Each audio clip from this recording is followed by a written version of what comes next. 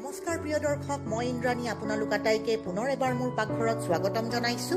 আজি মই বনাব লৈছো সামাৰ ভেকেশন বাচ্চা পাৰ্টি স্পেচিয়েল ৰেচিপি তিনিটা, চকলেট মিল্কশ্বেক, অৰিঅ' মিল্কশ্বেক আৰু ড্ৰাই ফ্ৰুটছ মিল্কশ্বেক।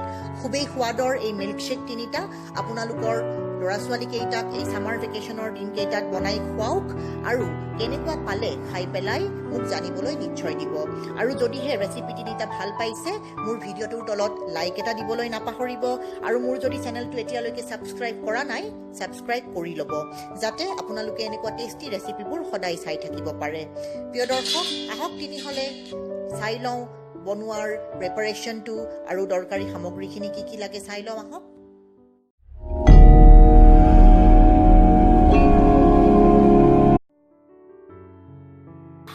এয়া প্ৰথমতে অৰিঅ' মিল্কশ্বেকৰ প্ৰিপাৰেশ্যনটোৰ কাৰণে কি কি সামগ্ৰী লাগিব মই আপোনালোকক দেখাই দিছোঁ। এয়া মই 4খন অৰিঅ' বিস্কুট লৈছোঁ, এয়া এগিলাচ গাখীৰ লৈছোঁ আৰু লৈছোঁ এয়া চেনি 1.5 চামুচ লৈছোঁ। আপোনালোকে চেনি কম বেছি কৰিব পাৰে। আহক প্ৰথমতে অৰিঅ' মিল্কশ্বেক বনাই লওঁ।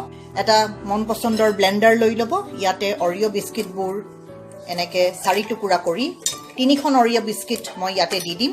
2-3 টুকুৰা 4 টুকুৰা কৰি পেলাই 3খন অৰিঅ' বিস্কিট দি দিলোঁ। ইয়াতে গাখীৰ গ্লাছ দি দিম, লগতে চেনিখিনি দি দিম আৰু ইয়াক ব্লেণ্ড কৰি ল'ম।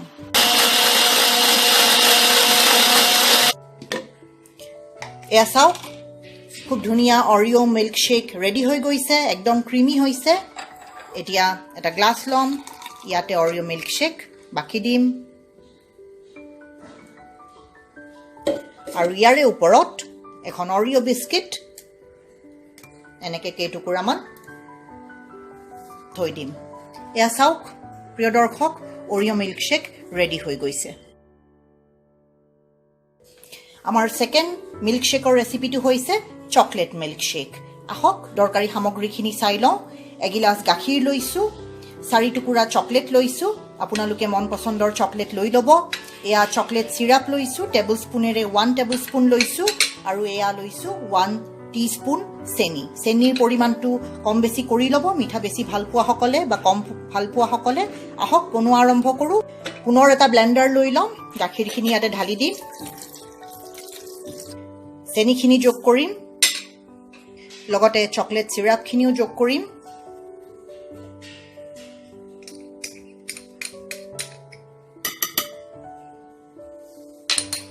আৰু ইয়াৰ ওপৰত চকলেট দি দিম আৰু মিশ্ৰণটো ব্লেণ্ড কৰি ল'ম।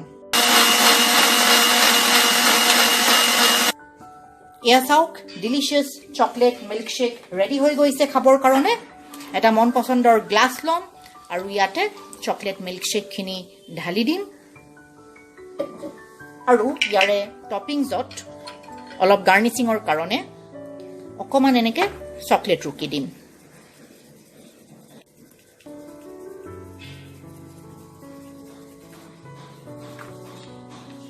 এটুকুৰা চকলেট ৰুকি দিলেই হৈ যাব। এয়া চাওক, চকলেট মিল্কশ্বেক ৰেডি হৈ গৈছে খাবৰ কাৰণে। আমাৰ তৃতীয় মিল্কশ্বেকটো হৈছে ড্ৰাই ফ্ৰুট মিল্কশ্বেক। ইয়াৰ বাবে লৈছোঁ এগিলাচ গাখীৰ, 1.5 চামুচ চেনি, 3-4টা খেজুৰ গুটি পেলাই মিহিকৈ কাটি লৈছোঁ, 4টা বাদাম, 4টা পিস্তা, 4টা কাজু আৰু 8-10টা খিচমিচ মিহিকৈ কাটি লৈছোঁ। আহক বনোৱা আৰম্ভ কৰোঁ। পেন এটাত এচামুচ ঘি গৰম কৰি লৈছোঁ। ঘিখিনি মেল্ট হোৱাৰ পিছত ইয়াতে গোটেইখিনি ড্ৰাই ফ্ৰুটছ দি পেলাই 15-20 ছেকেণ্ড ভাজি ল'লে হৈ যাব। অকণমান ৰঙচুৱা কালাৰটো হ'লেই গেছ বন্ধ কৰি দিলে হ'ব। এয়া ভালদৰে অকণমান ভাজি ল'ম। এয়া হৈ গৈছে, গেছ বন্ধ কৰি দিম আৰু এই ড্ৰাই ফ্ৰুটছখিনি এতিয়া এখন প্লেটত ঠাণ্ডা হ'বলৈ থৈ দিম। ড্ৰাই ফ্ৰুটছ ঠাণ্ডা হৈ গৈছে। এতিয়া এটা ব্লেণ্ডাৰত গাখীৰ লৈছোঁ, গাখীৰ মই ঠাণ্ডা গাখীৰ লৈছোঁ, ফ্ৰিজত থোৱা। চেনিখিনি দি দিম আৰু ইয়াতে ড্ৰাই ফ্ৰুটছখিনিও যোগ কৰিম। অকণমান ড্ৰাই ফ্ৰুটছ মই মিল্কশ্বেকৰ ওপৰত দিয়াৰ কাৰণে থ'ম। এয়া 10-12 ছেকেণ্ড ব্লেণ্ড কৰি ল'লোঁ। মিল্কশ্বেক ৰেডি হৈ গৈছে। গ্লাছটোত মিল্কশ্বেকখিনি বাকি দিম আৰু ইয়াৰ ওপৰত থৈ দিয়া ড্ৰাই ফ্ৰুটছখিনি দি দিম। এয়া মিল্কশ্বেক ৰেডি হৈ গৈছে খাবৰ কাৰণে। ড্ৰাই ফ্ৰুট মিল্কশ্বেকৰ সোৱাদ লওক। প্ৰিয় দৰ্শক, এয়া 3 ধৰণৰ মিল্কশ্বেক বনাই মই আপোনালোকৰ সন্মুখত পৰিৱেশন কৰি দেখুৱালোঁ। অৰিঅ' মিল্কশ্বেক, চকলেট মিল্কশ্বেক আৰু ড্ৰাই ফ্ৰুটছ মিল্কশ্বেক খাবৰ কাৰণে ৰেডি হৈ গৈছে। মই ইয়াতে কোনো ধৰণৰ আইচ কিউব ব্যৱহাৰ কৰা নাই, কাৰণ আইচ কিউব ব্যৱহাৰ কৰিলে মিল্কশ্বেকৰ গোটাটো কম হৈ যায়, অকণমান পনীয়া ভাৱ হৈ যায়। গতিকে যেতিয়াই মিল্কশ্বেক বনাই সদায় ঠাণ্ডা গাখীৰ ব্যৱহাৰ কৰিব, ঠাণ্ডাও হ'ব আৰু খাবলৈ ক্ৰিমিও হ'ব। প্ৰিয় দৰ্শক, মই আশা ৰাখিছোঁ অতি সোনকালে মোৰ এই ৰেচিপিটো চাই আপোনালোকে মিল্কশ্বেক বনাই ঘৰত খাব আৰু কেনেকুৱা পালে মোক জানিবলৈ নিশ্চয় দিব। আজি সময় উলিয়াই আপোনালোকে মোৰ এই ৰেচিপিটো চালে অশেষ ধন্যবাদ। পুনৰ লগ পাম অতি সোনকালে আৰু এটা নতুন ৰেচিপিৰ সৈতে। ধন্যবাদ।